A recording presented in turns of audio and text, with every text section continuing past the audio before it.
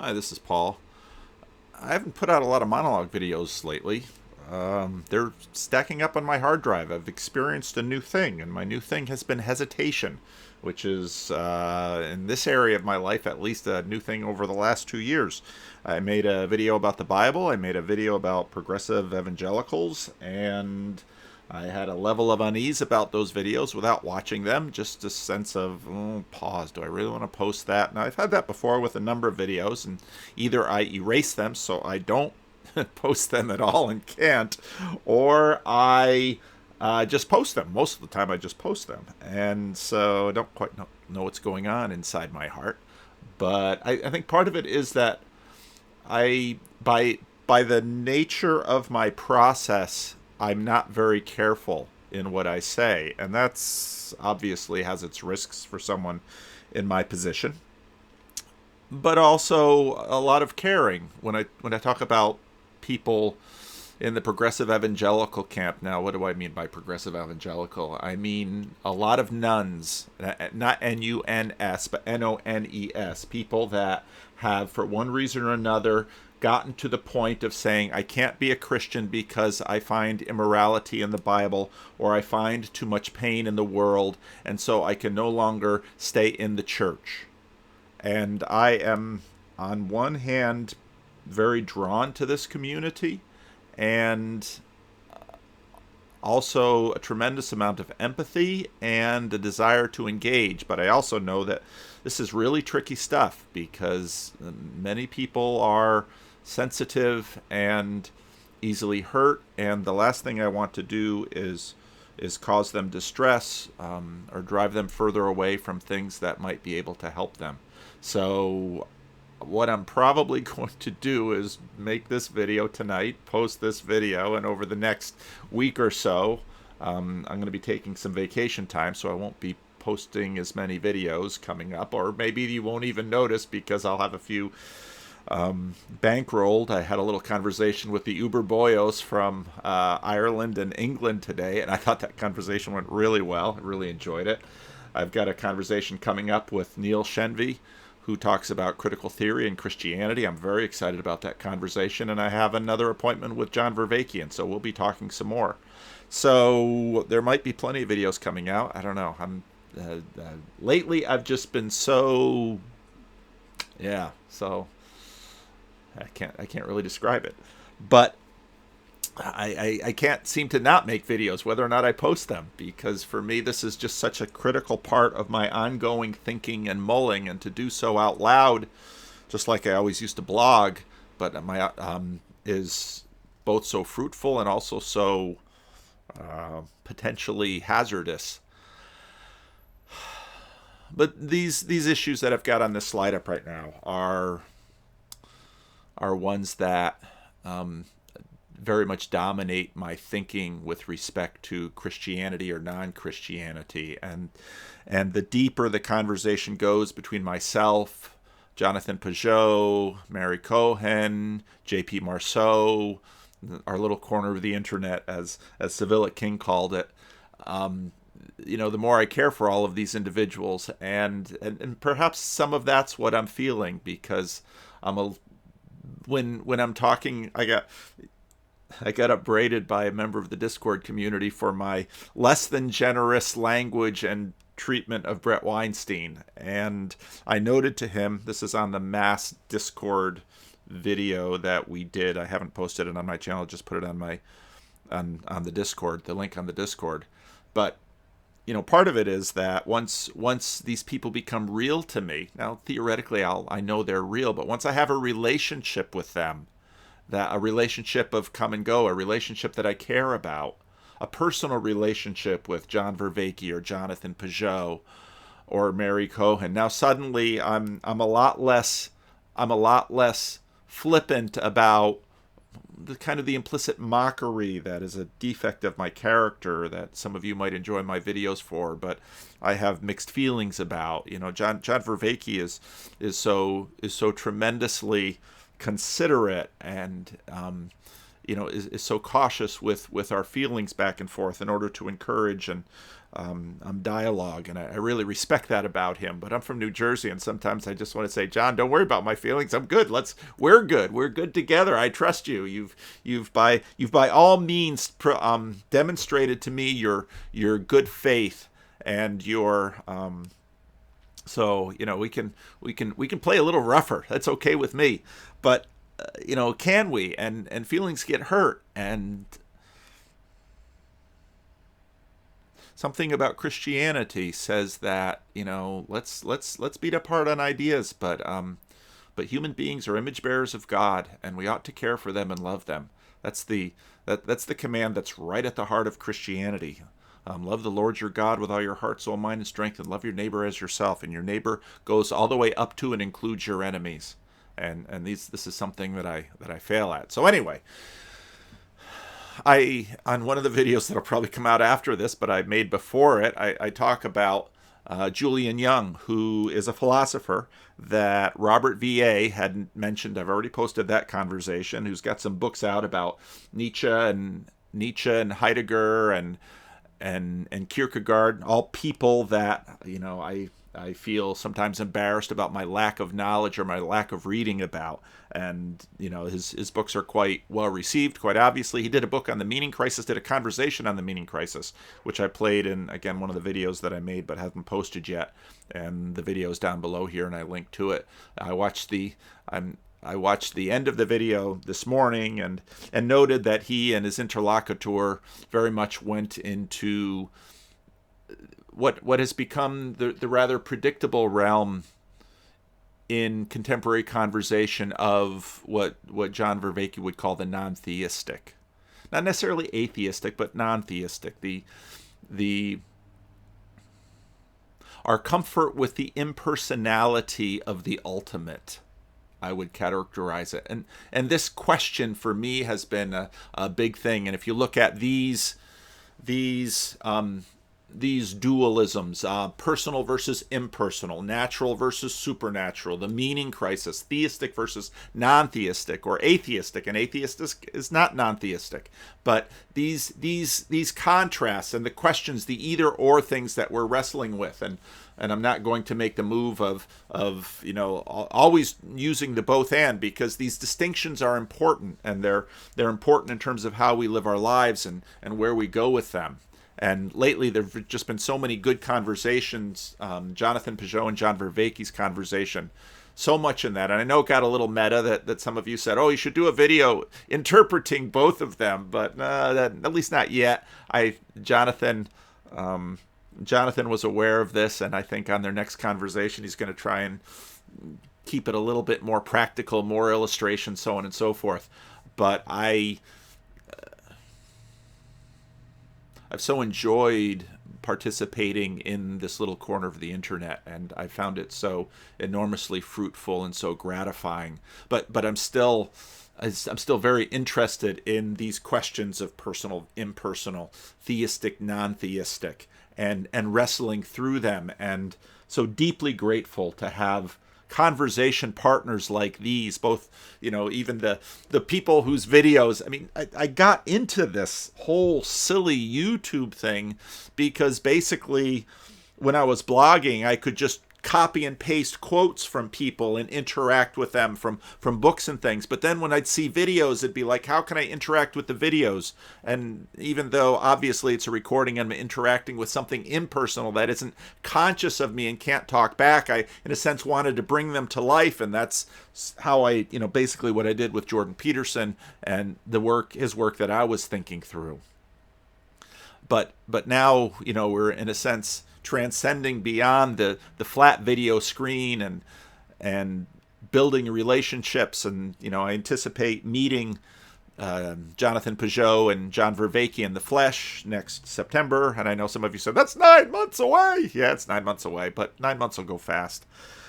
But also, building relationships with many of you, those of you who came to the Connecticut meetup, and those of you who come to the Sacramento meetup, and in March, probably doing a West Coast tour going from Tucson, Arizona, all the way up to Vancouver, British Columbia, having meetups all along the way and conversations. And and one of the things that I'm deeply aware of as I meet more and more of you is how frustrating on this side of heaven our time limitations are, because what I find is so many of you out there, such beautiful people, so many interesting thoughts, so much to give, that and I simply don't have time to actually join in communion with you. And for me, again, all of these things are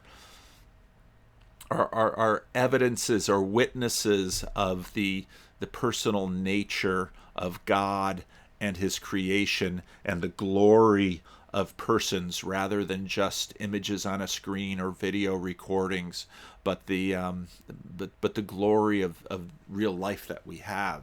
So these distinctions: the personal, the impersonal, the natural, the supernatural, the meaning crisis, the theistic, non-theistic.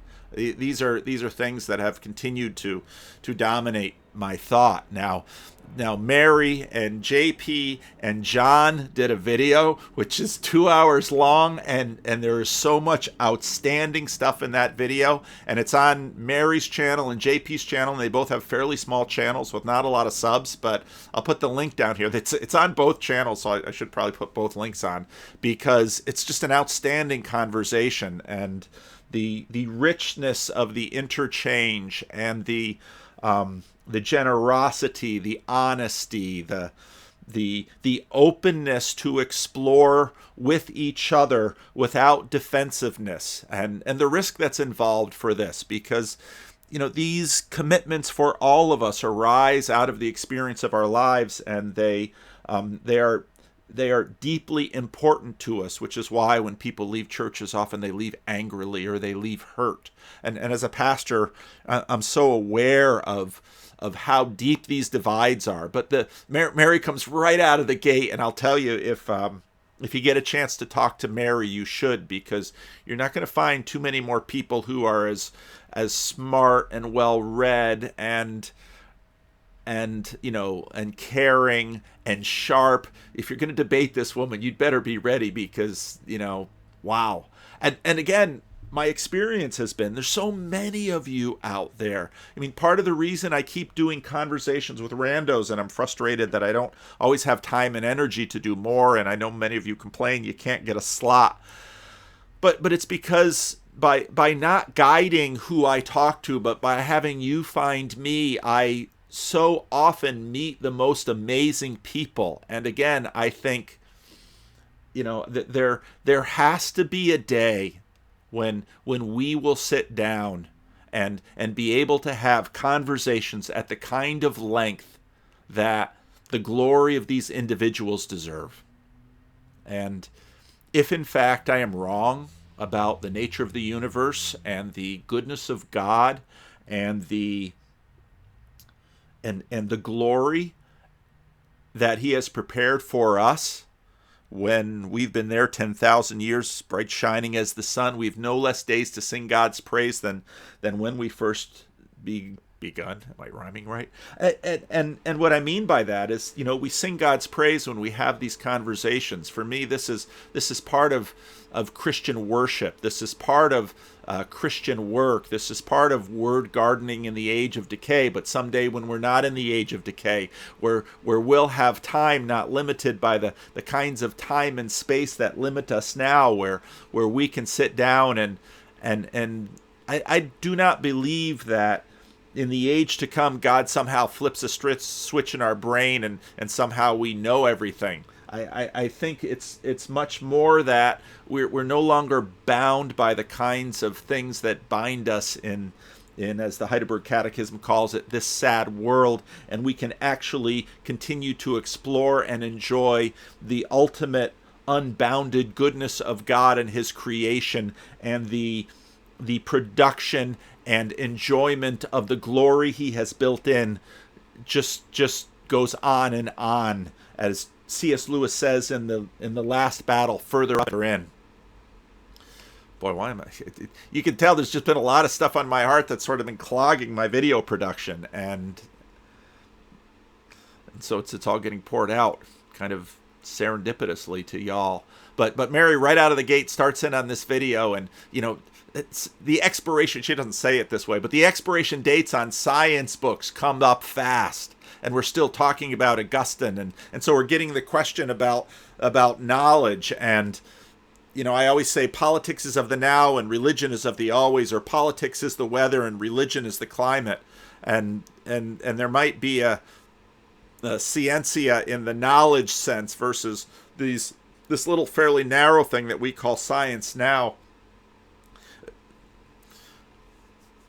But that was just Mary comes right out of the gate with this, and I thought, oh boy, she's a formidable woman.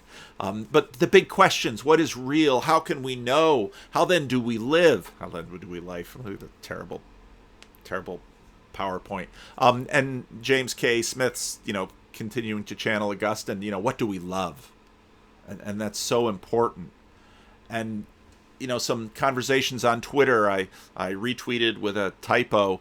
Tom Holland's been on this mission to remind us that Christianity and the work of Jesus Christ, whether or not you believe it happened or not, has been so deeply formative of the West. And in all fairness, also, of course, Plato and John Vervaeke is helpful in helping us remember how much Neoplatonism comes into Christianity via Augustine, and how much Platonism comes into Christianity via the Church Fathers, and the ongoing, tug of war within Christianity. What does Athens have to do with Jerusalem? And we're sorting this out, and the challenge of figuring out, how do we even talk about these things? How can we talk about anything as massive as Christianity when it's so much the water that we're swimming in as this grand river flows through? Tim, who's comes to our meetup, and Tim and I are working on getting Jonathan out here for something, maybe around Lent. Boy, that's coming up. We got to work on that, Tim. But he likes tweeting from this one blog from John Strickland, and where he says, we can speak of a decline, a disorientation of Christendom. I like John Strickland's definition. Christendom is a civilization without with a supporting culture that inspires its member to transform the world into a paradise. The paradise thing and the utopianism of that just kind of caught me up. And you think about all of the sub-conversations and feuds within Christianity, and the difference between bearing witness versus the transformational. That transformational is something that within even my own Dutch Calvinist subculture we're constantly wrestling with, between the two sides of Abram Kuyper, the side of the antithesis that drove him out of the liberal Dutch church and had him find in a sense, another protesting church, the re-reformed church of the Netherlands that became the Christian Reformed Church in the United States, as opposed to the Reformed Church of America, which in some ways is our mother church. And so these things go back and forth. And, Mark Vernon, I really appreciated his tweet, which, after my retweet of Tom Holland reminding me of the other side, I feel worried about this because it suggests Christianity was reduced to a moral system and forgotten the final participation, the Barfieldian vision of initial participation, and then the separation, and then the final participation, which is something I've done a number of videos about. And so often so hard to take all of these ideas and put them together, not only in terms of one speech package, but even one life. And in a sense, one life, one story, they fit in more easily together than sentences are just the way that they are. But even just trying to talk about Christianity, I've bumped into this quite often talking to Jeff Quackenbush, and him challenging me on some of these things. And those challenges are good. Those challenges are good for me, and they force me to think harder, and they force me to improve my thoughts. And the book of Proverbs is all about this kind of thing. And then, of course, there's the Weinstein brothers, Brett and Eric, and both of them now doing podcasts. And Iron Root was a little upset with my treatment of Brett. So Iron Root, I'll try to be more generous to Brett in the future and try to be a better Christian. Although Jesus could be pretty hard on people too. Brett wanting to have some kind of sustainable humanism that can afford the kinds of goodness that that the vast majority of us, Christian and non-Christian and theist and non-theist and atheist, can agree about that these are good things. And I'm always wrestling with trying to figure out, well, how do we know the good? Where does the good come from? What in fact is the good? And Arul just sent me an email with some links and some timestamps, which are really helpful because the amount of emails and video recommendations I get is more than I have time in the day. About Eric pushing Sam Harris on some questions of agency, and the video that I'll probably post after this one, where I think a lot about God number one and God number two, and if God number one and God number two sort of get out of balance in our thinking and our theology, God number two sort of expands and then becomes unbelievable, becomes sort of magical thinking, becomes an old man in the sky, and God number one disappears, and so it seems to fall apart, and then God number one reemerges. I think C.S. Lewis, when he says that pantheism is sort of base religion for humanity, and only gets, Lewis, of course, the Platonist, only gets we only arise above it when we get to Christianity and Plato. That's Lewis, of course.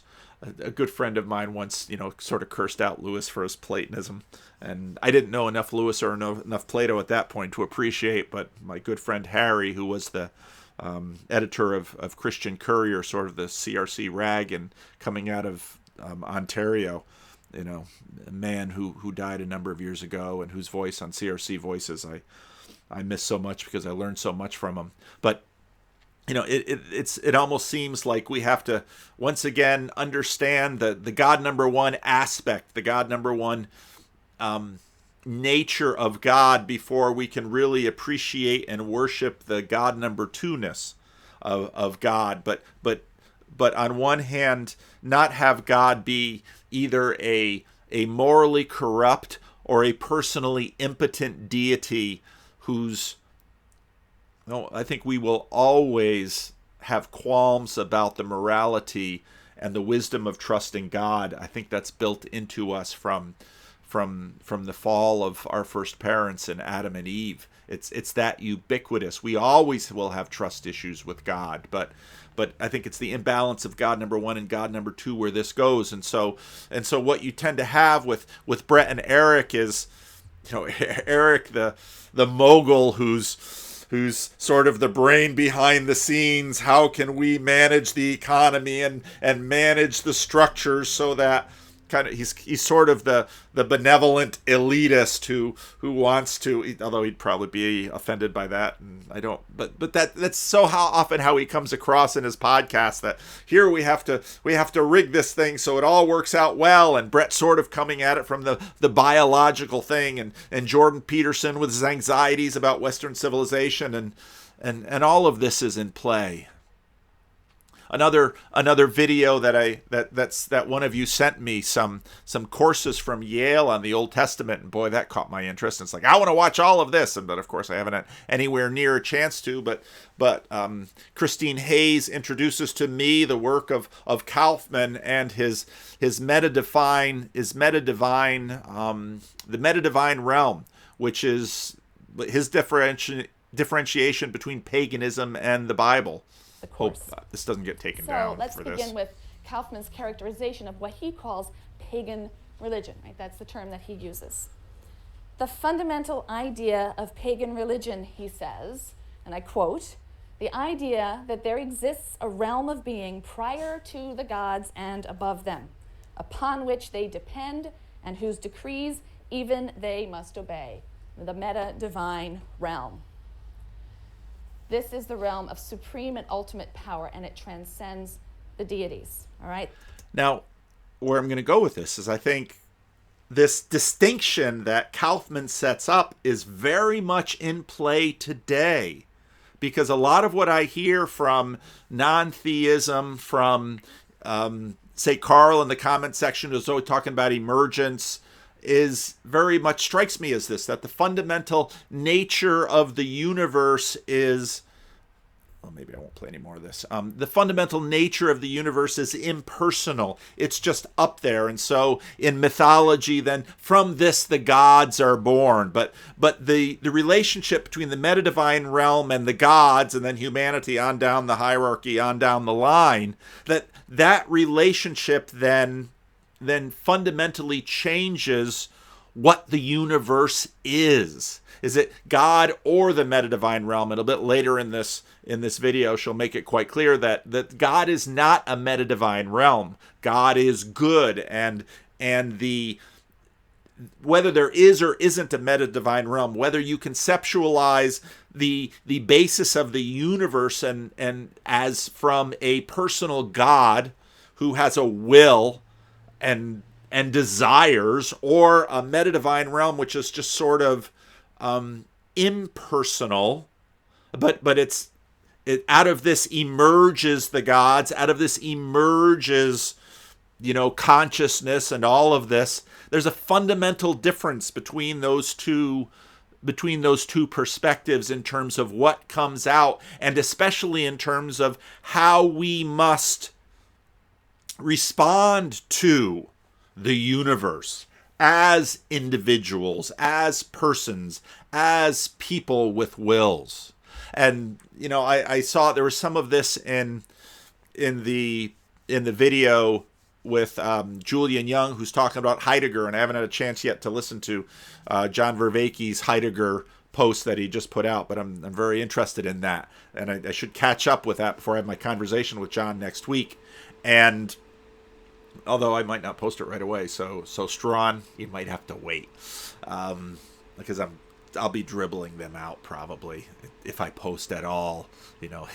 Some of you are going to be in terror. He's going to stop making videos. Probably not. I can't seem to help myself. But Heidegger's view of the horizon, which is sort of the horizon of our language and the horizon of our knowledge, and we can't know beyond that horizon. And I think there's a lot of truth to that. And the very interesting part of Jonathan Pageau and John Vervaeke's conversation, where Pageau makes the point that you go up, it's person. Now, do you get above it in a sense where there's no personhood? But then when you come back down, it's got to be person again. And that's similar to the argument that I made with John Vervaeke in the video that I made with him, where I kind of had the PowerPoint and had him critique an argument I had. And I wasn't really making an ontological claim about meta-divine realm versus theistic God, but more in a sense up until the horizons that we can see and the way that we need to act. And there's a sense in which, well, how must we live? Well, this is the way we are wired to live. It'd be like telling me that I need to use a language. I need to use the language. Well, everything's been in religion before it gets in philosophy or anything else. I was going to say you need to use the language of the angels, and the Pentecostals would be jumping on me. Yeah, you can do that. Just, bang. Look at my conversation with Paul Antleiter and with Scotland Morrison.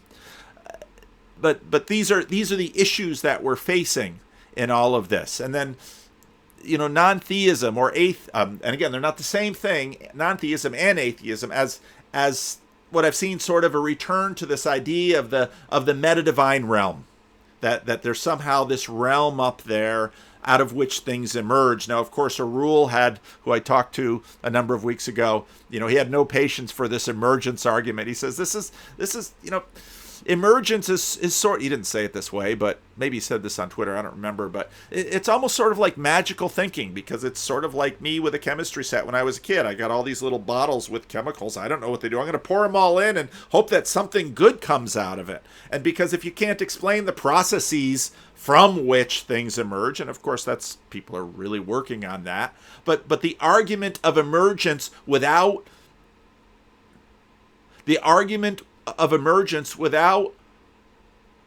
bringing with it demonstratable and repeatable, in other words, scientific arguments. And of course, John's not trying to do this. John's got more of a a convergent argument, let's say, with his argument, and he's been very clear about these, is that, then you've just got another form of magic. You've just got another form of supernatural. You've just got another form of divinity, because somehow these things happen. Well, you don't have divinity, but you say, well, these things come about, but they come about without purpose. But then you have to ask the question of, well, where does the meta-divine realm come from? Just like the question, where does God come from? Okay, I understand that. Where does the meta-divine realm come from? And why does it have the kinds of potential that these things all emerge from it? I mean, these are terribly difficult questions. But now we live in a post-enlightenment nature, in a realm without meta-agents. This is the secular realm, as much as laws and forces. And so in a sense, the meta-divine realm, we just get rid of, there's just no more meta-persons up there. And so we have a meta-divine realm, which is physics and the Big Bang and all of the potential that seemed to yield to life somehow that was in it. And there's no agency, there's no persons, there's no purpose, there's no providence, there's no inevitability. It's mindless potential that, thankfully for us, has yielded stuff that looks like purpose, or stuff that we get fooled into imagining has purpose, except if we're really disciplined and we say, no, blind Darwinian process here, until, of course, emergence affords relevance realization by which we can, in fact, move with purpose. But these are tremendously hard questions. And so you can see by the nature, I guess I can increasingly see by the nature of how this is set up, that of course we have a meaning crisis. We took out purpose from the beginning, and now we want to have it go all the way down, but we've already stipulated that it can't. So somehow we have to, sort of like building buildings in California, we want to put them down as far as we can, but we know that the ground is going to shake, and we know that the forests are going to burn, and we know that when the winter rains come, there will be mudslides. But let's not have a meaning crisis. And so in a sense, what we have is this great trade-off, and we have more power with science to address short-term common problems that we can all agree on. The big three that Yuval Harari mentions in his books, war, famine, and plague, and what we've enjoyed, at least since the end of the Second World War, have been limited wars and reduction of war and reduction of famine and reduction of plague, and all of that is really good, and these are goods that we can agree on, but we don't know how well these goods scale, and whether we're just, in a sense, in sort of a Jonathan Pageau sense, order continues to build, and the margins will have their day. And so if you look at kind of a Pageauian universe, you always have what you have in Middle Ages thinking. You can find this quite ably talked about in Charles Taylor, A Secular Age. You have these marginal areas. So you're going to have Lent, but you have Mardi Gras. And so there's a balance between Lent and Mardi Gras. And so you will have fasting and you will have feasting. And you will have chaos and you will have order. And you will have a center and you will have a fringe. And when the fringe comes to the center, you'll have chaos all over until at some point order is restored. I mean, Jonathan very much has that type of, very much has those types of systems, which are, of course, in themselves, again, in some ways in the mental imaginary, natural systems. And what we generally mean by the word natural is that they go on their own. Now, Peter Kreeft, in a piece that was originally, this is a transcript from Eric Metaxas, did a Socrates in the City event. I hope nobody got triggered by the mention of Eric Metaxas. Eric Metaxas did I think it should be a goal of us not to be triggered. Maybe that sounds very Buddhist of me. But Eric Metaxas hosted a Socrates in the City event and had Peter Kreeft. So those who know Dutch say, you ought to at least say it like a Dutchman. So Peter Kreeft, for those of you who don't know, maybe a little self-indulgence here, grew up in northern New Jersey in the Dutch Calvinist subculture ghetto there, although he was on the RCA side of the line. And he went to Eastern Christian and my alma mater, and to Calvin College, my alma mater, and broke the hearts of Calvin College philosophers by going to the Roman Catholic Church. But Peter Kreeft has been out there, and he angers some people because of his political stances. But I like a lot of what he has to read, and so he did this event with Eric Metaxas, Socrates in the City, and I'll just read the first few paragraphs because I think it relates to this. Well, from somebody who's not suffered very much, you're supposed to receive some wisdom about suffering. That's irony, all right, but let's plunge in. There are 3 kinds of evil that I want to talk about: suffering, death, and sin. What we fear most of the time is suffering, then death, then sin. Exactly the opposite of what it should be. That's all right. I'll start with the problem of suffering. To live is to suffer was the Buddha's first noble truth, the truth that he thought was the most obvious and indisputable truth of life. Jordan Peterson thinks that too. The data on which any quasi-scientific theory of human life must be erected. Pain is the most obvious problem in the world. This is no less true today, for now that our civilization has succeeded in conquering half of humanity's physical pains by anesthetics and medical technology and boogie boards, it has also doubled humanity's spiritual pains: depression, despair, divorce. When I first got into this years ago, I didn't have the word language meaning crisis, but when he says it that way, we're talking about the meaning crisis, baby. Which is, but also doubled humanity's spiritual pains: depression, despair, divorce, which is more painful than death, other betrayals, loneliness, emptiness, meaninglessness, and existential vacuum.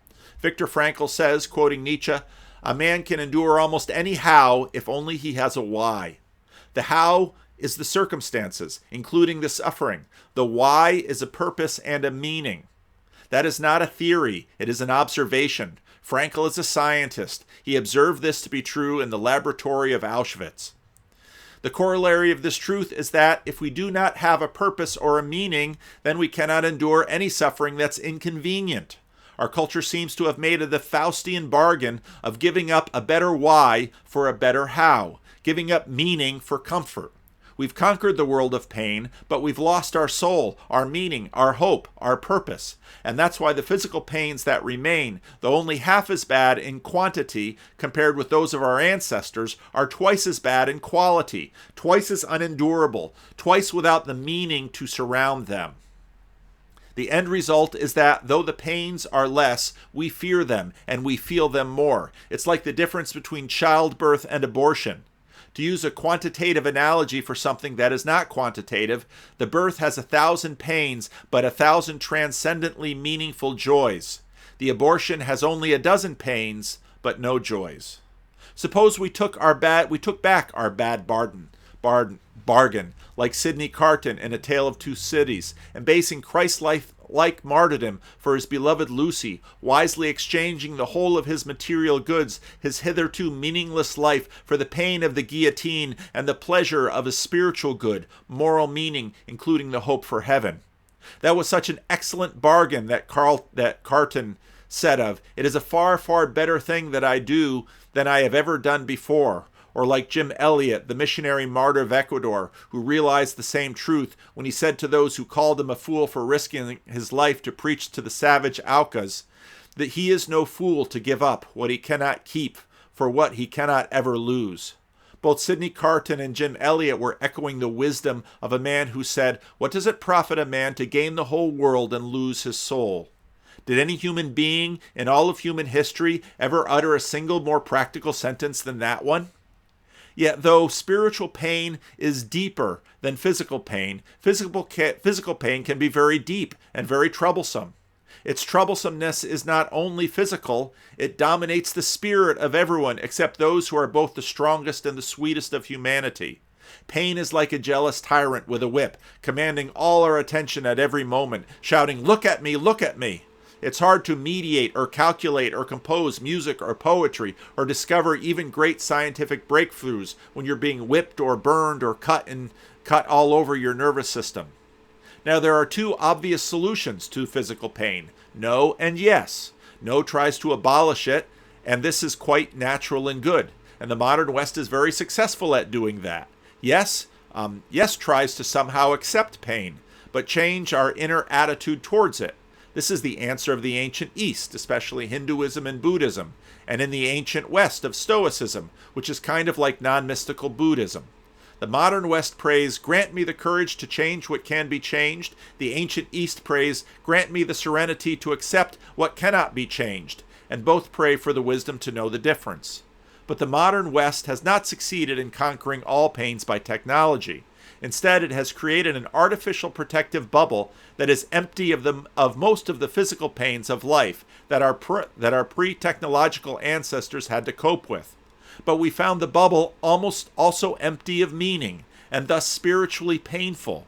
We've abolished 90% of pain and also abolished 90% of heroism and courage. This is pre-Jordan Peterson, but making the same point, which are no longer needed in the bubble. Each decade we get a little closer to Brave New World, that is, to the greatest pain of all, the pain of an absolutely meaningless life. To quote one of America's greatest philosophers, Yogi Berra, yes, we can recognize wisdom even among the evil empire. He's talking about the Yankees. See, this shows Peter Kraft's betrayal of his New Jersey roots by going over to the dark side, which is the Red Sox. But anyway, I return. If this world was perfect, it wouldn't be. Yogi Berra's right. Right on. Brave New World, by the way, if you haven't read it, you must read, is a prophecy. If the West's problem is failure, I think the East's problem is success. For some people, at least, that is, for the spiritual athletes who practice Raja Yoga or Jnana Yoga, the Buddhist Noble Eightfold Path, pain is abolished by abolishing its root, desire. When there are no desires left, there are no frustrations left. Hindu or Buddhist yoga can indeed succeed in killing off the desires. The true Buddhist does overcome all pain, but also all pleasure, all fear, but also all hope, all hate, but also all love, all misery, but also all joy. This is a remarkable achievement, but is it worth the price of the abolition of half our human nature? It looks like spiritual euthanasia, killing the patient, the desires to cure the disease, which is pain. I think, therefore, this is a misunderstanding. I must confess that the Buddhists that I have met have surprised me and impressed me with their peaceful alertness and spiritual aliveness. They certainly are not spiritually dead, but they have also surprised me with the inadequacy of their philosophy, their explanations. I must be as offensively honest with the East as I have been with the West, though, and protest that the freedom from pain is not worth the price. I will take the bitter with the sweet, thank you, the depth with the height. Better to have loved and lost than never to have loved at all. But from the moment of our birth, human nature, including two incomparable elements, the presence of pain and the demand of its absence, we all have pain and we all hate pain. The modern secular West tries to get the satisfaction. The ancient mystical East tries to get rid of the desires. The West tries to conquer the pain. The East tries to conquer the fear of our pain. Our common problem is that our desires are greater than our satisfactions. The West tries to change the disequation by bringing satisfactions up to the level of desires, of course. This never works, while the East seeks the same end by opposite means of bringing desires down to or even below the level of satisfaction.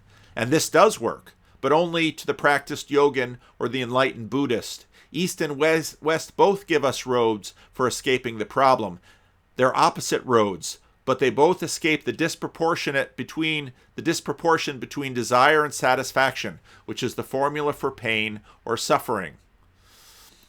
What is the Christian alternative? C.S. Lewis says in The Problem of Pain, Christ came not to free us from our pains, but to transform them into his. That's the answer in one sentence. And then he goes on to unpack it. So the meaning crisis, and again, I think the meaning crisis, as Kraft makes the point of, is in some ways the result of our success.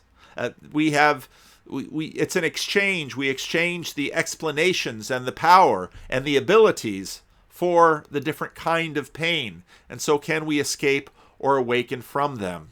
And there again, we are back to this question of personal, impersonal, theist, non-theist, purposeful process versus blind emergence that have we been the fortunate inheritors of it, or would we be better off being the dinosaurs and the dogs that know not the end to which they inevitably will be brought?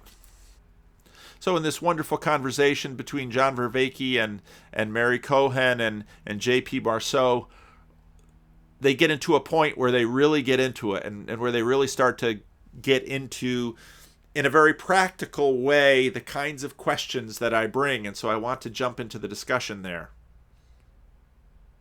Okay.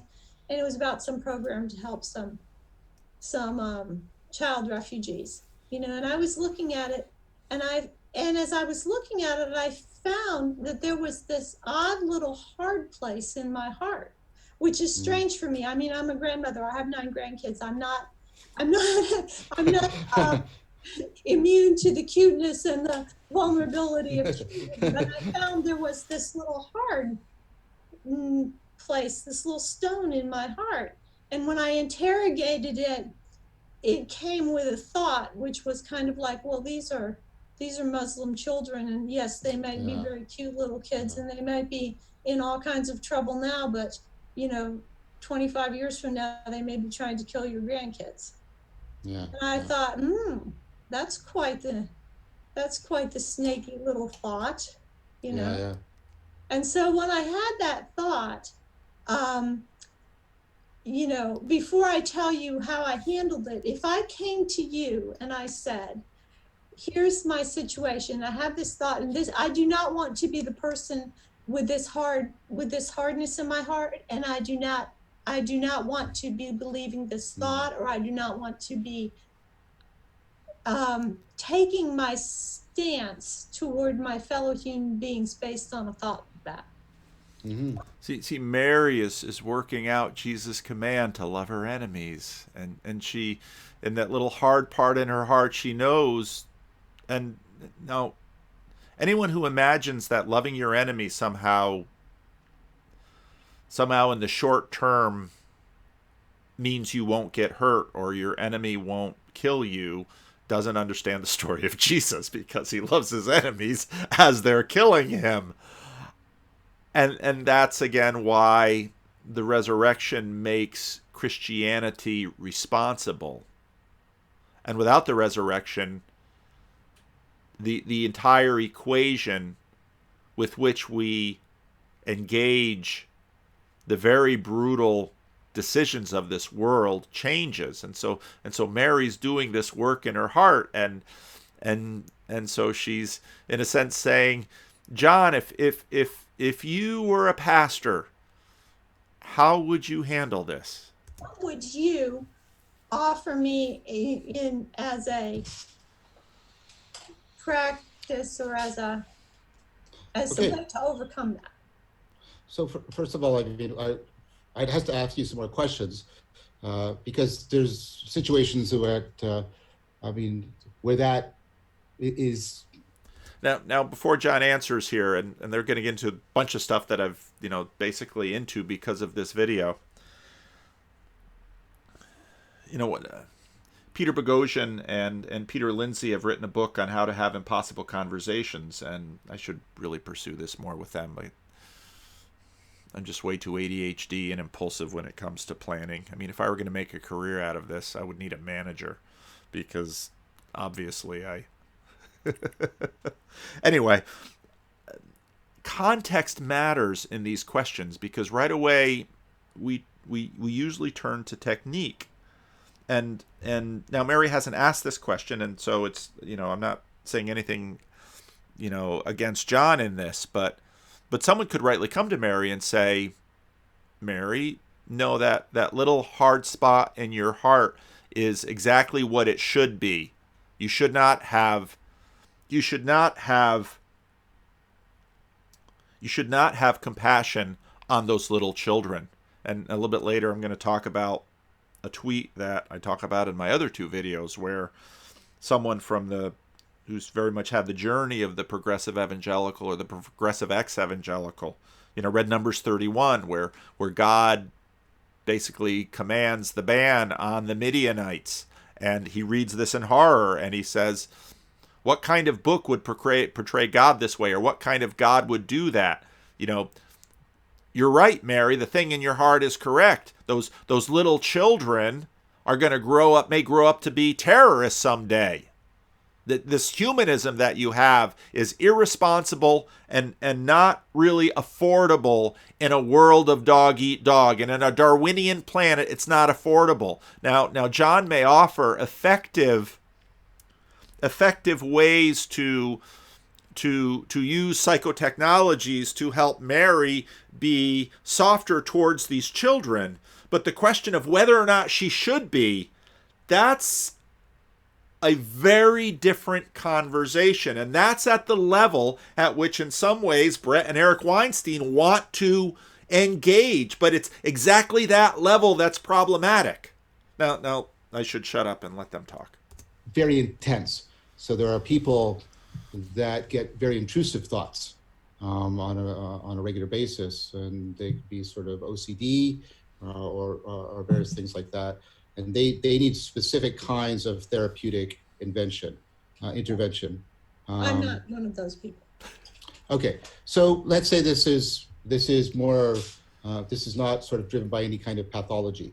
So Mary wants to be a good person, and now Tom Holland's point is that in the West, thanks to Christianity, thanks to and I know this is debated by the guy Tom Holland was debating on Unbelievable and Jeff Quackenbush and maybe others, I would say that this definition of a good person is our definition because of Christianity and because of Jesus Christ and because of his crucifixion on the cross. That is now a good person. And unlike the people that Tom Holland saw, those ISIS characters who were crucifying their enemies and saying, this is what God wants. Christians now come and say, no, we will follow Jesus. We will allow ourselves to be crucified, and we will extend hospitality to these Muslim children, even though in the end they might, by virtue of maybe the failings of our Christian society, grow up in our culture and become terrorists with passports from our country. These are the stakes, right? And what Christianity says is we will not only embrace that risk, but if that in fact becomes an actuality, we will shoulder it because of Jesus' resurrection. As if Mary would come to me as a pastor, that's probably the answer I would give her. And she'd say, but I need some more psychological things. I might then turn to John's answer here and say, here are some psychotechnologies and some manners in which you can do this. Now, I don't, by this answer, I don't mean to back John into a corner, okay? Or dismiss him.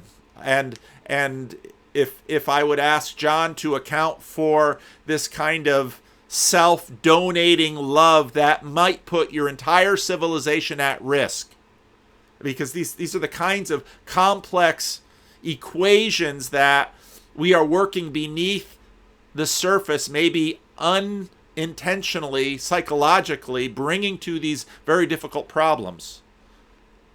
Nevertheless, what I would say is, well, we should pay attention to some of the techniques that work in the more pressing case, because there's good reason to believe they might be also efficacious in a less pressing case.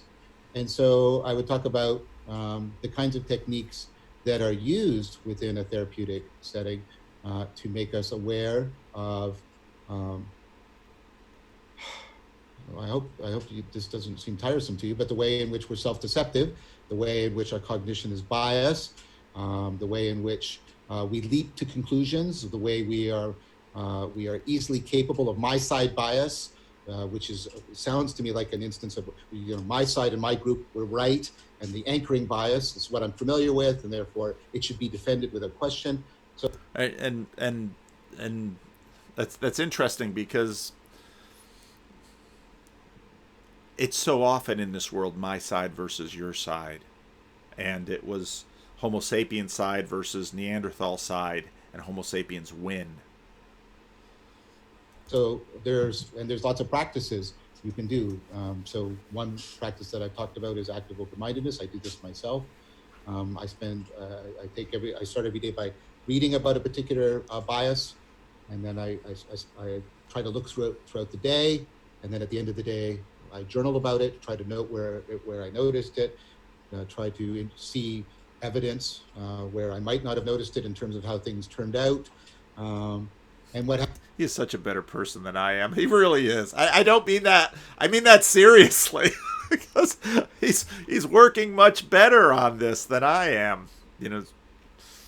Happens is you train yourself over time to become aware of these biases, and then you can actively counteract them as you become more and more sensitive to them, and as you become aware of them earlier and on in your processing.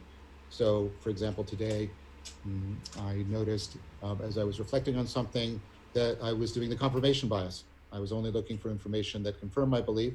Because I was sensitive to it, and maybe that's what this whole video is. It's my confirmation bias. I've been practicing mindfulness. I could step back and say, okay, now what I'm going to do is specifically direct myself to look for some disconfirming evidence. You can do the same, and to bring it to something that's more existentially similar to what you talk about. The past few days, I've been doing. I do these like in cycles, right, kind of thing. I've been noticing, the tendencies towards narcissism and egocentrism, and then trying to step back and actively counteract them. And what happens over time, and this is something held by the Buddhist traditions and the Taoist tradition and the Stoic traditions, is you get that change. You get that change in which that tendency is ameliorated. I would never claim any kind of perfectionism. I think the proper adjective for that is ridiculous. That's true. But that's very true. That's why I'm a Calvinist. Have I seen in my own life amelioration of a hard-heartedness? Yes.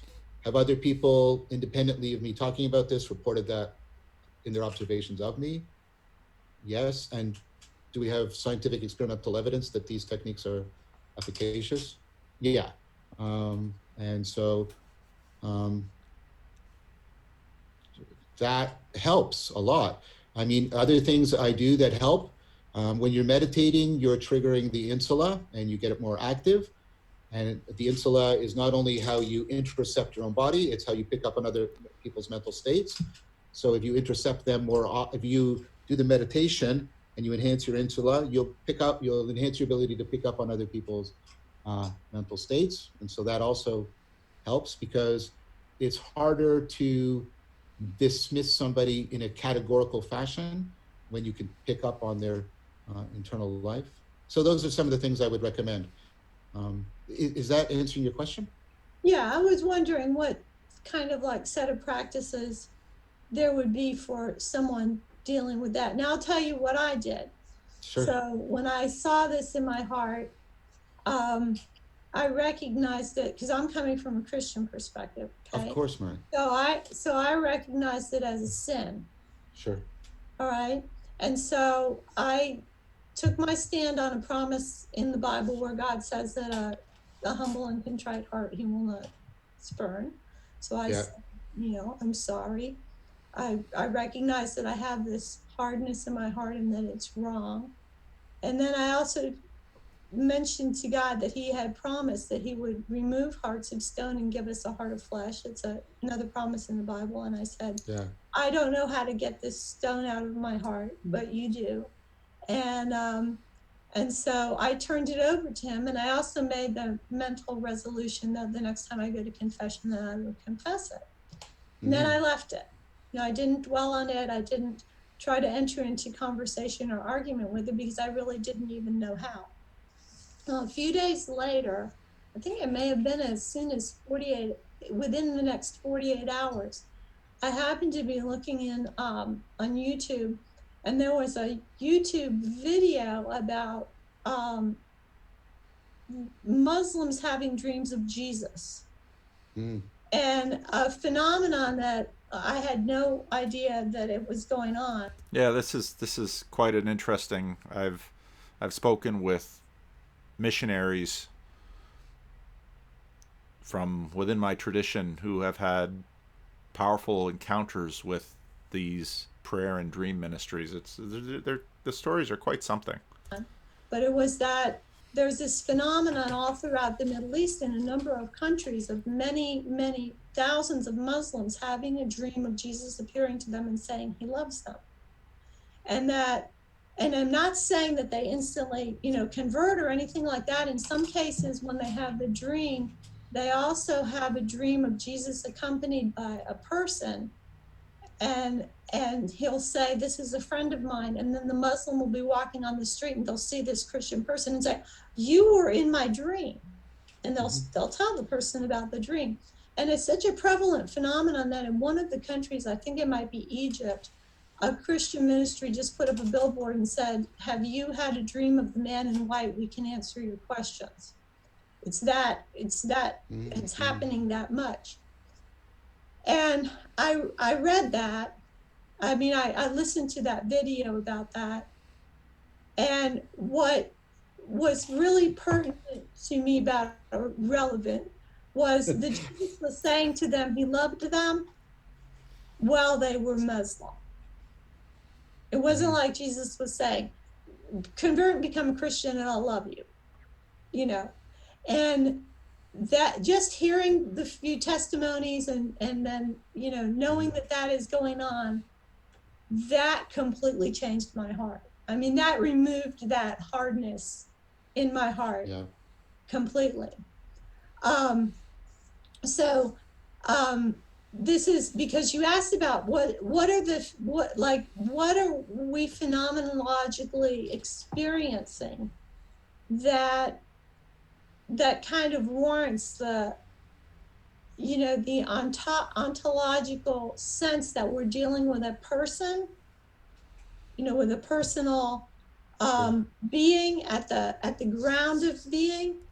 Now, I should say that as a pastor, stories like this aren't common, but there are plenty of instances. I mean, just look at the conversation I had with Scotland Morrison, with the two people independently coming to him with these same three visions. Now, someone could say, oh, that's coincidence, and these are common, but I'll tell you, as a pastor, you hear stories that you say, they're not repeatable, they're not scientific, but you hear them and you say, wow, that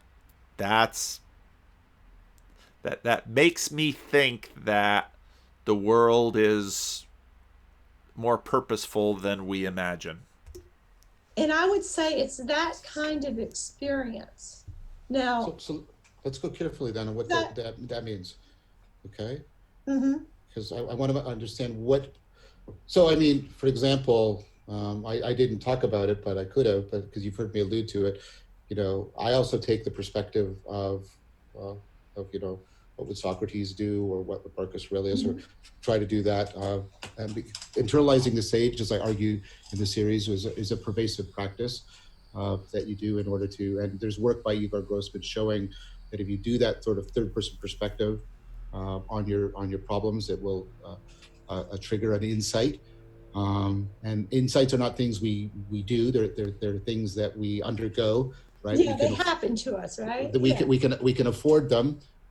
We can afford them. They're not random. We can alter the probabilities of their occurrence, like practice mindfulness, practice the view from above, practice taking the third person perspective.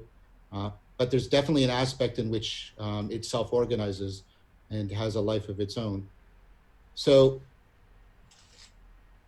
is the part of the phenomenology that goes beyond that the sense that you're being spoken to? I'm trying to get the phenomenology because No, I didn't have a sense that I was being spoken to. What it was is, I don't know if I would necessarily have even noticed or clicked on that video if I hadn't already like made that prayer and been made aware of Sure. to And the YouTube algorithms at work. use your language to transcend myself in that area, right? Sure. So, And so I can see a lot of what you're saying about relevance, finding something salient, yep.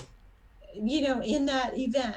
But I didn't cause the Muslims to have the dreams. Do you, Okay. So there's two aspects to that. Let me respond to the first. The fact that I know I'm going to be writing for my journal at the end of the day makes me sensitize and notice things I wouldn't notice. In a similar way, I think that to your prayer. Again, I don't mean any disrespect, but I'm trying to say in that same way that your prayer primed you, right? And so you have the insight, knowing that, so I'll be walking along and I'll have the insight and go, and it's because I know I'm going to be writing at the end of the day in my journal, and that has that effect. So I think I have something very analogous to that. Now, the other point about the event, that comes down, I guess, to an area I don't know what we'll be able to talk about it very much. I'd like to, and I'll be as open and as honest I can about it, and I know you will too. I mean, that's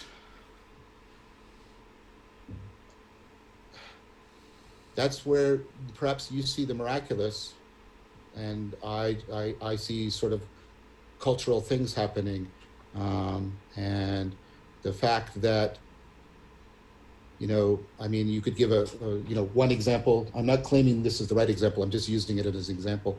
Jung talked about how he's having all of these dreams of blood drenching the earth before the war, and the Muslim world is in a kind of contest with Christianity, and perhaps those dreams are again, trying to portend a needed shift in cultural cognition about the relationship between Islam and Christianity.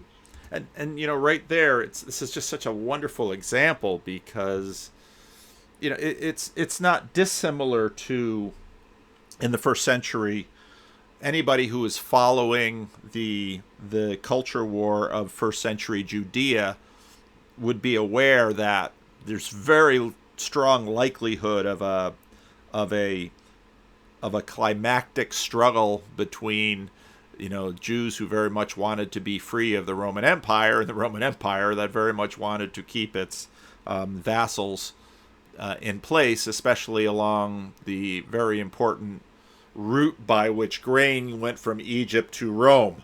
So John's example is a good one. I mean, these are experienced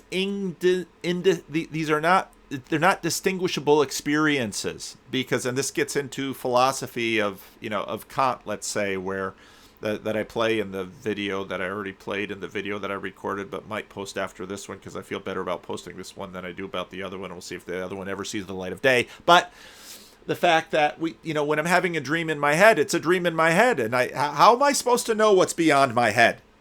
But then when you see all of these people having the same dreams, well, is it in the culture? Is it because Christians have been so sneaky in saying, yeah, Islam is all about submission, but Jesus is love, and we can't answer these questions. And again, if I look at if I pull actually I'm on Kindle, the Miracles book, not C.S. Lewis's Miracles, but the big 2-volume set of miracles, maybe I'll remember it, put it in the show notes, of the New Testament scholar. He married an African woman, and he just catalogs miracles, ancient miracles, modern miracles. He goes into the philosophy and the theology of miracles, just a huge treatment of miracles. But things happen that human beings instinctively say, this is beyond me, this is beyond coincidence. And now the amazing Randy can come along and debunk everything, but But of course, you have the problem that he can't debunk everything because he's one person, and so his horizons are limited. And so here we are as human beings, and we have to frame all this experience some way. And in a sense, secularity says it's better for us to frame it in terms of maybe a meta divine, impersonal thing that is, through emanation or through emergence created what appears for us to be personality and agency and all of this. And of course, theism comes along and says, no, the better framing is that. And so perhaps what we will know in 500 or 1,000 years is the answer to this question, but all of us will be dead by then. But right now, what we are doing in these conversations is working through these issues with with great slowness, but amazing granularity that via human beings and real lives and real stories are working them out through time. And so that hundreds of years from now, we may have these answers better than we have them now. And this is a view of all of this stuff, these ideas working through us all the way down in history, answering this question, because, John Vervaeke and I are going to shake hands or embrace when we meet each other in Thunder Bay, Lord willing, because that's what the Bible teaches me to say. And I'm a theist and I believe in Jesus and I've got this whole system, and he's a non-theist and he has that whole system. But we will, to the degree that we can be friends via this kind of relationship that we have now, we're working all of this stuff out, and this stuff has been working through billions and billions of relationships through time. And I would say by the grace of God, we have documentation and all of this, and we're working through this now. But the fundamental question, each of us in some ways have to answer it for ourselves, and that answer gets worked out in how we live. But none of us are able to know in the sense of that we know other things. And even using that language is so embedded, because I would say, well, we've got the Jungians on me with Carl Jung. I know there is a God right there on TV. And as a Christian, I would say, I know that my Redeemer lives. But here we are in the midst of this. And so on one hand, I just want to illustrate that, but I also want to point out the beauty of this video of John and Mary and JP and now me butting my big nose in, and saying, aren't we blessed that we can do this and not kill each other and not assassinate each other's characters, and know that there are sticking points and tensions and disagreements, but not being disagreeable about our disagreements. And that's a beautiful thing. I'm not claiming that's the case. You accept that. I'm claiming that that's an explanation. And of course, I could see, I'm quite happy with that kind of explanation. I'm saying, oh yeah, that makes good sense to me. And, I understand why Jung had the dreams he had. And Jung, of course, I didn't know anything about Jung until Jordan Peterson. And of course, if I talk to my friend Skip, maybe I can't really get Jung straight through Jordan Peterson, but Jung helped bridge some gaps for me in terms of how this might work, and psychology has been helpful, but yet, y'all know I understand that. And for me, pardon me, do I what? Sorry, you can finish your sentence, and I'll I was just going to say, for me, the fact that if we take it that a large part of our adaptive cognition, and I argue for this very explicitly, is pre-egoic and it's self-organizing. Okay, pre-egoic, that means, well, you can probably say what it means better than I can, but in other words, it's happening back there, and we're going to experience it as maybe that little voice, because of course Socrates had the little voice, and Socrates listened to his I'll say diamond, so I don't say demon, because then it's like, but we all have this. And if you look at Philip Fast, who's sometimes on the Freddie and Paul show, he'll keep talking about the little voice. And when he sees somebody and he's got a Jesus sign in his pocket, and the little voice says, give them a Jesus sign. And he follows that little voice. And amazing things happen around Philip Fast. And some of you might look at him and say, there's this crazy guy with the big beard at Christmas and the Jesus sign and all of his stories. But okay. But Philip Fast is also a guy who will give you the shirt off his back. You might not want to see that, but he will give you the shirt off his back, and he will fix your kitchen, and he will build a ramp for you, and he will help you because that's what's been formed in him. And then what we can do is sort of activate it and trigger it. And I think that's kind of what Jung was talking about. That's not completely unfair, right? Because Jung's model of the conscious of the psyche is a self-organizing dynamical system, and many people have commented on that, right? I see that, there's whole aspects of self-organization that are going on and trying to inform and constrain my conscious awareness.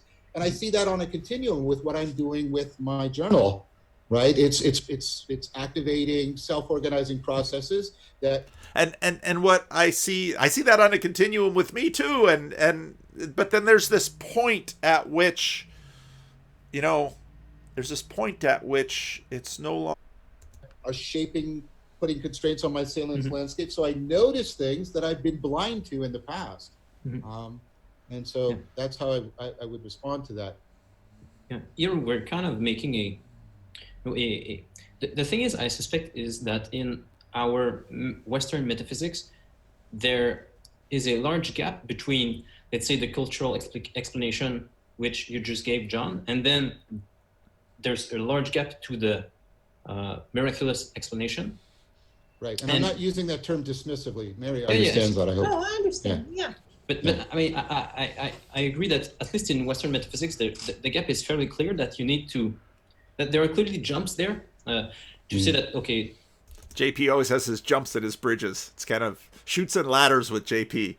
I love it. The cultural explanation is insufficient, but this is tentative, but I think that the sorts of metaphysics which you can see, especially in Eastern Christianity, and which Jonathan talks about a lot in his channel, seems to really collapse the two, where there is a... And that was really interesting, because if you look at my second conversation with Jonathan Pageau, where we got into demons and angels, I didn't fully understand Jonathan when we were having that conversation. I do much better now. I mean, and that's still fraught, because on at least a weekly basis, I'll have conversations with people about angels and demons and what is a principality, and to what degree is it both and boy, these are hard questions, but I really appreciate JP's point here and of course Jonathan's work. A clearer hierarchy of beings, and let's say the fact that the ground of being could manifest itself through, let's say, the cultural layer would not, the fact that God would manifest itself at the cultural layer. And that's very similar to, say, Herman Bavinck's, Herman Bavinck is one of the theologians that's part of my tradition. Herman Bavinck's organic inspiration of Scripture. It's not a dictation mode that here God dictated people, but it's organic. It comes through history, and I think in many ways, this Herman Bavinck set me up to be able to understand Jordan Peterson and not have some of these dichotomies and feel comfortable with the both and without necessarily excluding the miraculous. But that these are what we're dealing with here. In the dreams of multiple people would not take away the causality of the ground of being from doing this. You see where I'm trying to get at?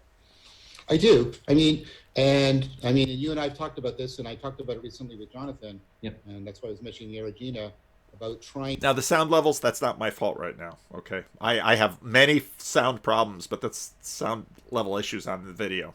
To get beyond either a metaphysics of emergence or a metaphysics of emanation, and that's where. And what I'm picking up between Jonathan Pageau and John Vervaeke is I see them not only articulating their perspectives, but I also see them hearing each other, and so I can understand why Jonathan Pageau's hierarchies make John Vervaeke a little nervous with his, opponent, all his opponent stuff and his emergence and emanation, and it's very interesting watching these two deal with the the vertical and the horizontal. And I've mentioned before that one of the things that I learned years ago when I was going through the Gospel of Luke and I was working through Joel Green's big commentary when I was first becoming aware of the way that status works in Scripture, is that Jesus is constantly working this, and then for him to be the cross to become the symbol of him, it's incredible. I also talked about, I tried to give a steelman version of the argument that you and Mary had made. Thank you for that. Well, of course, you guys are doing good work. You should only be treated with respect. I mean, that's these Canadians, they're so polite. If you're from New Jersey, we wouldn't be half this nice. That's how it should be. We're all fallible. I know I'm making mistakes, so let's just keep working together. I mean, we criticize each other. We're disagreeing right now, but we're doing it in a way that's helpful. I guess the issue is, and you presented this to me, and so I'll just bring it back up in case people haven't seen that discussion. Mm-hmm. You presented that we're going to get down to some fundamental presuppositions, and then it becomes not so much a question of epistemic decidability; it becomes more a question of existential risk. Yeah. So I'm not taking as much existential risk. I mean, there's other ways in which I take more risks than you do, and some people have commented on that, but I understand what you were trying to convey, because you're positing a commitment to entities I'm not positing, if you'll allow me that. I'm trying to speak as neutrally as possible. And therefore, that's riskier for you, but you think it's kind of and I don't mean this dismissively, it's kind of an extension of Pascal's wager. It's a greater risk, but it also has a chance for sort of greater, and I don't mean hereafter rewards, it has a chance for greater, you argued, existential rewards now, right now. And I don't have any like way of like denying that. I mean, because of what I've committed myself to in this dialogue, that our metaphysics are self-correcting. And I've stated this clearly and explicitly, and I know I'm not sure people quite get it. I clearly do not have an argument that forecloses on the possibility of Christianity being able to reformulate itself in a way that addresses the meaning crisis. Yeah. I've explicitly said I do not have such an argument, and I would deeply suspect anybody who claims to have such an argument. That's why I don't like some of the claims of the new atheists. What I do claim is, there's overwhelming evidence that many people, because if we shift off of epistemic to existential, then this becomes relevant, right, JP? Yep. Many people do not find that a viable alternative for them. We're not talking epistemically now, we're talking about the kinds of existential risks, because existential risks are not just an epistemic concern. They have to do with how you've been traumatized, what kind of courage you have, what's your character. All that kind of stuff comes into play now when we're talking about existential factors. And for many, many people, the empirical evidence is clear. They establish religions and that the miraculous interpretation are not viable to them. So that, and this, this is perhaps the source of my recent timidity and reluctance to really wade into the progressive evangelical or the progressive post-evangelical or just the post-evangelical or perhaps just the nuns, in that I can make any philosophical argument I want, but my arguments are deeply based on pastoral experience, and the kinds of reluctances and fears that they have are based on the same stuff that I deal with as pastor. And And Tim Keller, in his book on pain and suffering, which I think is his best book, at the beginning of the book, he has to make a choice. Does he want to deal with the problem of evil as a philosophical problem or as a pastoral problem? And he distinguishes those two quite clearly, and he follows Alvin Plantinga in that. Because Alvin Plantinga makes the point that the problem of evil really isn't a philosophical problem. The problem of evil is a pastoral problem. What do I mean by that? I mean, it's in the same level that we're making judgments about the miraculous or the non-miraculous, we're also making judgments about whether I will identify as a believer in Jesus Christ or a particular religion. And these, people make these decisions based on all sorts of things, and whether they believe in the miraculous or whether they have a bias that says miracles don't happen. And so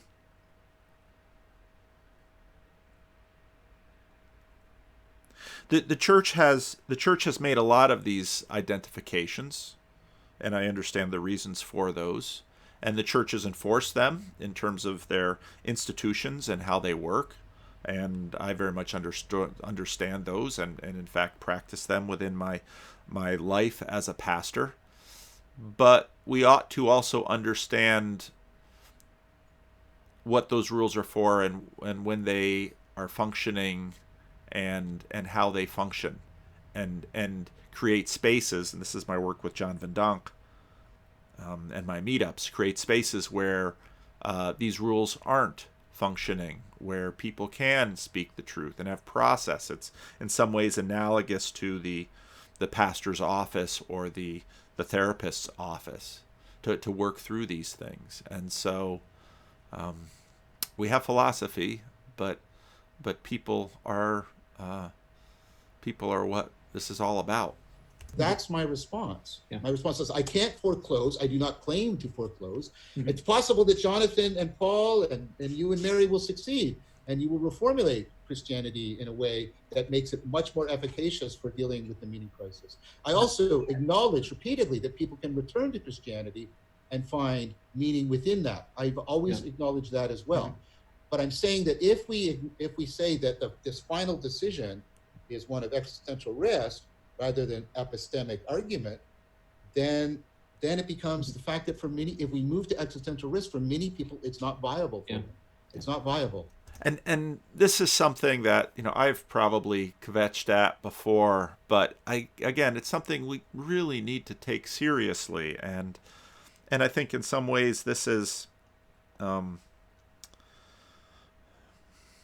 someone out there who really wants me to engage in the Calvinist Arminian feud, and I really don't want to. But that doesn't mean I'm going to.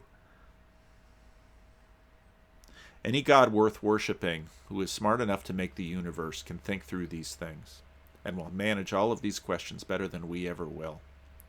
And at the heart of Christianity is a posture where we trust this God come what may. And that's the kind of decision that gets baked into extending hospitality to little Muslim children. And even places in the Bible where, like Numbers 31, where it seems very ugly. And it relies on a posture that says, following Jesus, he will preach, he will assert, he will even condemn whitewashed tombs, broods of vipers. Jesus can use strong language, but Jesus will also be generous towards those that his disciples and also the religious leaders didn't think generosity should be extended, and it will cost Jesus life. And the church in its best moments finds ways to do that, and the church often suffers for that, because so often these people are also placed oppositionally. And we are fortunate to live in the United States and Canada when then these decisions don't come to most of us most of the time like they do in other times and places in the world. Yeah, and how much of that existential risk that exists is a result of Protestantism versus being a result of apostolic, I'm going to include the Catholic and Orthodox altogether, Is Mary picking a fight with the Protestants? the apostolic Christianity, with an acknowledgement that that as a Catholic, I am, there are people in my parish coming into the church right now. There is someone on the Discord server that Paul set up that's becoming interested in Catholicism and coming into the church right now. Mm-hmm. And I'm like, I look at that and my mind is blown, because with the current condition of the church and the hierarchy and the corruption that is so obvious to anybody with two eyeballs, it's incredible to me that these people are open-minded enough to look at the church and not have those things blind them to what's there. I know because I'm in it, but I mean, if I was outside right now, I don't know that I would be dipping my toe in that water. So, so having said all that, though, I do. You can come to my church, Mary. I'll have you. Do wonder how much of this looking at Christianity as not viable is really a result of the kind of truncated Christianity that we have in the West in Protestantism. Not only truncated, but deeply fragmented. Right? Oh, yeah, that too. Yeah. And I'd like to say that John really ahead, John. Helps with that. You really help with that, I think, in your project. There are all kinds of issues as Mary is raising, and for a long time, people were just leaving the church like crazy. And I think the presence of people like you or Jordan Peterson as well, of people who are trying to come in discussion with Christianity from a secular approach, people who can talk the scientific language, really allows Christians to clarify on some points, to maybe give away some stuff, to gain some of the stuff, to reformulate better some of their positions. And we can see it just in this corner of the internet of how many people are coming back to church because of this joint discussion. And I can see it really in the discussions we've been having, John. I can tell you that this has really sharpened my metaphysics quite a lot, and much quicker than if you hadn't been there. There's really a good opponent processing that is going on between, say, the naturalism which you're putting forth, and I see it as more and more viable, and at the same time I see it as strengthening my Christianity really conjointly, and I hope that you're also getting some things out of our discussions. And totally. And watch the whole video. It's an amazing 2 hours, and they went 2 hours that warmed my heart. And I haven't seen the whole thing, so I have a bad habit of recommending videos that I haven't watched the whole thing. So whenever you hear a recommendation of mine, I might be recommending it based on seeing a little part of it. I am that unreliable, but so we have the language differences of the God and the unconscious that we talked about with Jung. We have the difference of public authority, and this is a big one. And this is a big part of our politics. But what democracy does is it outsources it to the zeitgeist, which sort of encourages the play of propaganda, which gives us some of the things that we see. And this is very large, very long. This is a tweet that's in both of the last two videos, and maybe the source of so much of my angst, because Sack Writer, or Mike, who's a former pastor and former, used to go to church, another tweet he has where he's asking for an affirming church because he and his wife think, well, maybe we should go back to church because he used to be a pastor, but so much stuff happened that he can't stand it anymore, and he reads the Bible and he reads Numbers 31 and here God does this. Get your head around these facts. God commanded sex slavery. God commanded slaughter of children. And there's his blog post. And then I also, such a bad pastor, I said, he also drowned the world except one family. I'd suggest this whole way of arguing over God and morality has a significant frame problem. But of course, Mike isn't going to watch my videos, nor is he going to come to my Jordan Peterson meetup because Jordan Peterson's name is on it. And that'll, I'm not going to go to anything that's associated with Jordan Peterson. people there. I might bump into a Republican. Ah! This is very large and very long, and Jordan Peterson's Darwinian Bible authority versus Brett Weinstein's obsolete wisdom, and Jesus as Christianity's progressive and interpretive key. See Tom Holland and Dellingpod, that sort of secularism and Christianity sort of flow together, and confessional Christianity stops, but secularism takes over the world in many ways. Not fully, not completely, and now we're wrestling through the questions of secularism. And these issues get beyond the Heideggerian horizon. And then that, for me, again, as a pastor, I love Mary's question, how to live, and why relate to a personal God. And I ran through that, and John was so gracious. And at one point in the video, I kind of expressed delight because I thought he's really going to come back at me with something. And I thought, yeah, now let's get into it. And that's just my Frisian Jersey Jewish nature, I guess. So anyway, how to live, because that's, in very Petersonian language, it comes down to we have to act as if we believe in something, or act as if something is real, and that's what we do. So yeah, there's a picture of my father in the thumbnail, and I gotta wrap this video up, but when I was home with my mother, we talked about my father died in 2013, and we talk about the fact that if my father were alive today, he would so love this. He would be watching every video. I'd have him talking to people. He would so love this, because his heart was for the people of Patterson, and his heart was for anybody who would come his way who needed help, and that's how he lived his life. And this was one of the last pictures taken of him. It was at a conference, and they were singing, and a friend of mine turned around and snapped this picture of him because he had so much joy. He had so much joy on his face, and he was enjoying worship so much. And of course, in my Christian language, we didn't know it then, but he was in the foothills of his heavenly reward. And he was about to go further up and further in. And whereas, I wish he were here with us, he's not. And my Christianity affords me this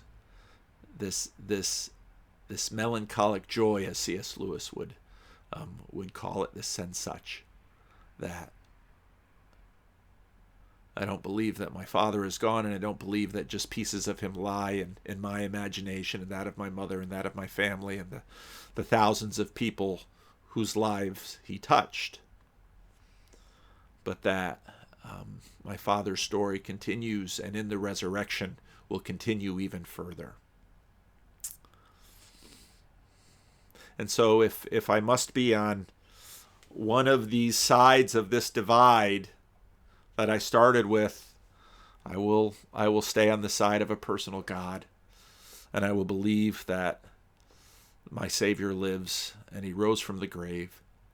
And for me, the amount of meaning that this affords me, and maybe I'm not being fair, because I had wonderful parents, and I've had amazing church experiences for the most part, and life has been good to me, and it affords me a belief in a God that gave his life for his enemies, and it affords me the incentive to express agape love even to people that don't deserve it, even though I do it poorly. And I think, happy am I for what I've been given. So far I feel good about this video. Maybe I'll post it tomorrow, and then maybe I'll have the courage to post the other ones. So I almost never say this, and I should. Thank you for those of you who are supporting me on Patreon. It's an amazing thing. Some of you send me money on PayPal. Others support Livingstone's church. And we're going to have to redesign that whole thing because our current vendor doesn't really work well. But thank you for those who spend the time to watch these videos. Again, it's so humbling and gratifying when I talk to somebody and they say, "Boy, you've really helped me. You've really helped me." And they might be thinking about God. They might not be there. But honestly, just the fact that anybody listens to these videos amazes me, and the fact that you'll reach out to me and send me emails, and some of you even support me financially. It's just, God is good, and his love endures forever, and that's what I believe.